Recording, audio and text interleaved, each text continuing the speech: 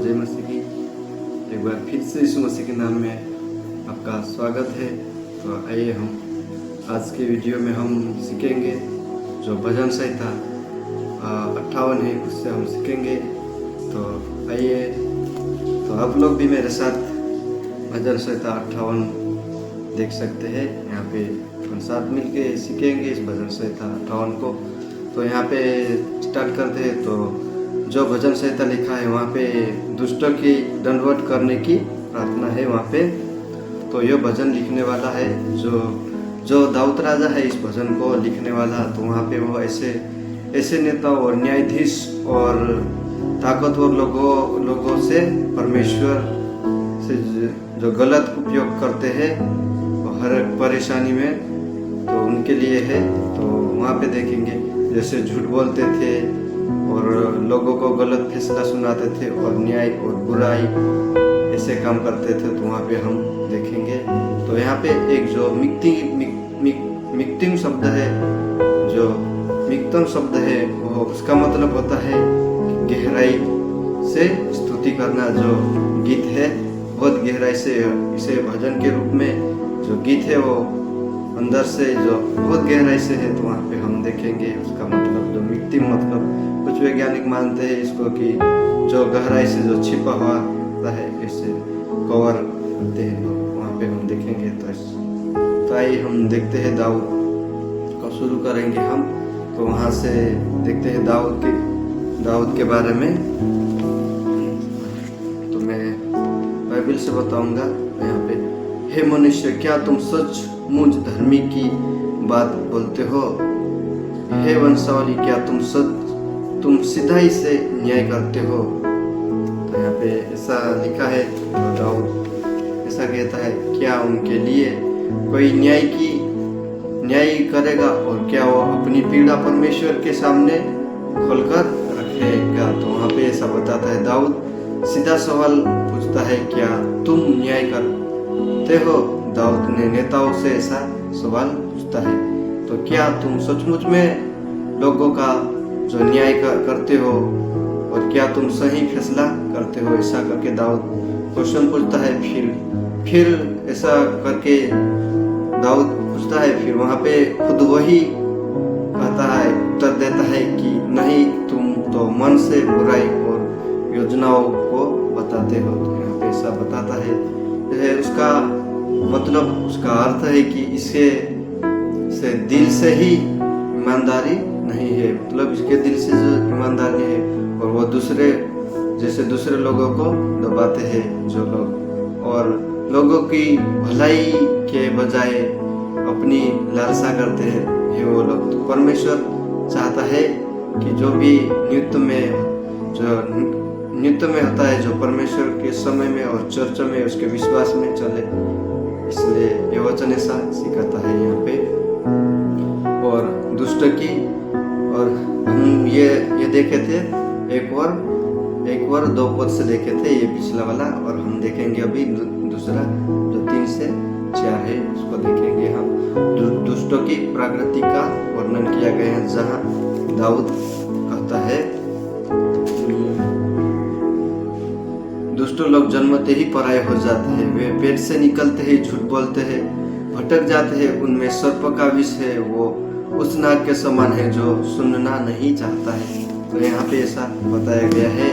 तो दुष्ट की जो दाऊद कहता है, दुष्टों लोग छोटे से बुराई से, मतलब जो हमारी बुराई कहाँ से शुरू हुई, जैसे आदम से शुरू हुई वैसे ही बुराई करते आ रहे हैं। तो वहाँ से हमारे सब साथी सब पापी है, वहाँ से बुराई जो हमारे साथ है। तो हम नहीं कह सकते कि हम अच्छे हैं, तो हम सब बुराई से ही है। तो हम देखते हैं यहाँ पे ऐसा कहता है, जैसे जहरीले सांप जो किसी की बात नहीं सुनता, और जो कहे कोई जादूगर आए या कितना भी उसे मनाने की कोशिश करता वो जादूगर, पर वो उसकी नहीं मानता। मतलब दुष्टों लोग समझने से नहीं सुधरते हैं, पर उनके मन में जो नरमी नहीं होता, उनके मन में तो विश्वास ही नहीं होता। दाऊद उनकी प्रकृति को बहुत स्पष्ट रूप से यह समझाता है यहाँ पर, तो हम देख सकते हैं। और वो झूठ बोलते हैं और दूसरों को फंसाते हैं और बुराई को अच्छा मानते हैं वो लोग, जैसे दुष्टों लोग। यहाँ पे दाऊद ने स्पष्ट बताया है, तो हमें ऐसा नहीं करना चाहिए। यहाँ पे दोस्तों देख सकते हैं। और हम 6 से 9 तक देखेंगे हम बाइबल से। हे परमेश्वर, उनके मुंह में से दांत को तोड़ दे। हे यहोवा, उन जवानसियों को दाढ़ को खाड़ डाल। वे घरल कर बहुत पानी के समान हो जाए। जब वो अपने तीर चलाए तो तीर टुकड़े हो जाए। यहाँ पे ऐसा लिखा है, तो हम देख सकते हैं। तो यहाँ पे यह कठोर शब्द जो दाऊद की प्रार्थना है, वो परमेश्वर इसके दांत तोड़ दे। मतलब जो सचमुच में दांत तोड़ने की बात होनी है, तो हम देख सकते हैं यह बहुत एक कठोर शब्द जिसका हम जिसका चित्र से है, जिसका मतलब है ये सब बताता है इनकी शक्ति खत्म कर दे। मतलब जो इनकी शक्ति है उसको खत्म कर दे, ऐसा करके दाऊद कहता है। यहाँ पर सिंह के दांत ताकत की पहचान होते हैं, जैसे शेर के जो दांत होते हैं वो ताकत की पहचान होते हैं। और दाऊद चाहता है कि दुष्ट की शक्ति और योजना उनको खत्म कर दे, ऐसा करके दाऊद कहता है यहाँ पे। तो हम देख सकते हैं। और उसकी प्रभुता टूट जाए, मतलब उनकी दुष्ट की जो बुराई है वो टूट जाए, इसलिए ऐसा कहता है। उनकी बुराई का व्यर्थ कर दे, ऐसा यहाँ पे बताया गया है। और वो कहता है कि पानी की तरह वह बह जाए, मतलब उसका पानी की तरह बह जाए उनका जो गुरूर होता है उनका। तो इसमें और यहाँ पे बताए इनके तीर लक्ष्य पर ना लगे, मतलब उनका जो योजना हो वो सफल हो जाए, ऐसा करके यहाँ पर दाऊद बताता है। और ये घोंगे जो घोंगा आता है, जो अपन देखे होंगे आप लोग ने भी, जो घोंगा है वो सूख जाए, वो घोंगों की तरह सूख जाए। इसका मतलब वो छोटे गायब हो जाए। से नमक डाल देते हैं, घोंगा सब पिघल कर टुकड़े हो जाता है और खत्म नाश हो जाता है। वैसे उन लोगों को तो नाश कर दे करके यहाँ पर ये वचन बताया गया है। और जलते कांटों से पहले ही आंधी उड़ाकर ले जाए, मतलब उसका मतलब है कि उसके काम शुरू होने से पहले उसे परमेश्वर खत्म कर दे और रोक दे, ऐसा करके यहाँ पे जो दाऊद बताता है। दाऊद चाहता है कि दुष्ट लोग मासूम लोगों को चोर और पहचान से पहले ही उसे खत्म कर दे, ऐसा कहता है। यह बदला लेने की प्रार्थना नहीं है, बल्कि न्याय और प्रार्थना की है। परमेश्वर के साथ में प्रार्थना करने की है यहाँ पे। और देखेंगे हम जो 10वां और 11वां पद में देखेंगे, परमेश्वर का न्याय देखकर धर्मी खुश होंगे। यहाँ पे जो बताया गया अंत में दाऊद कहता है, यहाँ पे देखेंगे हम, धर्मी ऐसा पलटा देखकर आनंदित होगा और वह अपने पांव दुष्ट के लोगों में धोएगा। यहाँ पे देखेंगे तो जब परमेश्वर दुष्टों पर न्याय करेगा तो वह धर्मियों को बचाएगा, तब परमेश्वर के लोग राहत और खुशी महसूस करेंगे।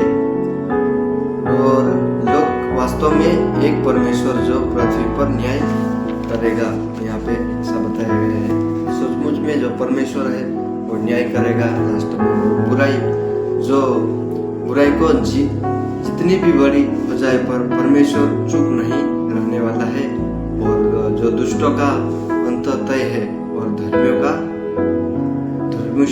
की जो भविष्य और सुरक्षित है, जो परमेश्वर उनके साथ है और हर एक में वो क्या न्याय करेगा। तो हम उनसे 3 बात सीखे हैं इस भजन संहिता 58 में, जैसे न्याय, अन्याय और नेता और बुराई।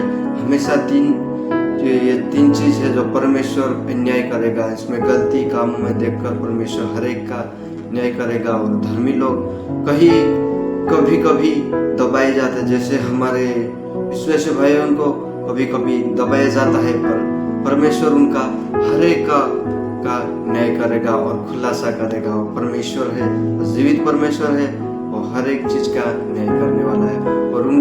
और उनके रोने और प्रार्थना को वह सुनता है। जो परमेश्वर है उनकी हर एक बात को सुनता है और अंत में परमेश्वर न्याय करेगा और तब सब जानेंगे कि वह सच्चा परमेश्वर था।